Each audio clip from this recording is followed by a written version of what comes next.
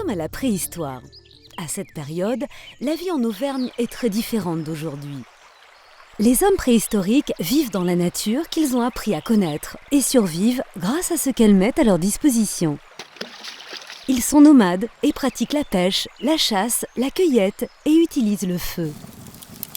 Ils s'installent sur des lieux qui fournissent des abris et qui permettent un accès facile à la nourriture et à l'eau. Leurs déplacements se font en fonction de la migration des troupeaux d'animaux qu'ils chassent et en fonction des matériaux utiles à la fabrication de leurs outils.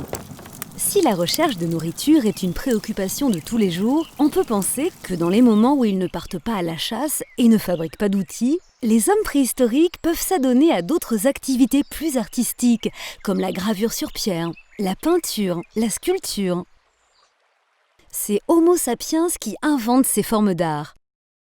Des grottes peintes comme celle de Lascaux ou de Chauvet n'ont pas été retrouvées dans notre région. Mais cela ne veut pas dire qu'il n'y en a pas eu. Elles n'ont peut-être tout simplement pas résisté au temps qui passe. En fait, les chances pour que ce type d'art existe en Auvergne sont faibles. En effet, dans les régions où on le retrouve, on l'observe uniquement au fond de grottes profondes. Et en Auvergne, il n'y a que des abris sous roches peu profonds. Les vestiges qui nous sont parvenus sont ceux qui n'ont pas été exposés aux intempéries et qui ont été protégés par l'obscurité et par de bonnes conditions de conservation, comme les peintures réalisées dans les profondeurs des grottes. Et alors, en Auvergne, pas de grottes ornées, mais ces jolies pierres gravées. Elles ont été retrouvées dans le département du Puy-de-Dôme, à Enval. Des hommes préhistoriques vivaient là, dans un abri sous roche. Ici, une lionne. Le trait est sûr et précis.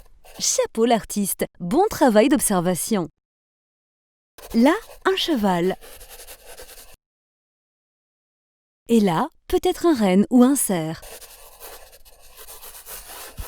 Mais non, un bison. Les gravures sont faites avec des outils en silex, une pierre dure avec laquelle sont aussi fabriquées les pointes de flèches ou de lances. Mais qui a gravé ces pierres? Un homme? Une femme? On ne sait pas.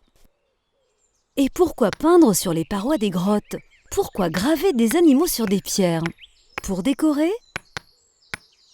Les archéologues disent que ces manifestations artistiques seraient des rituels magiques destinés à influencer la réalité. Et si les animaux sont les représentations les plus nombreuses, c'est peut-être qu'ils espéraient ainsi faire une meilleure chasse. Et oui, des fauves en Auvergne.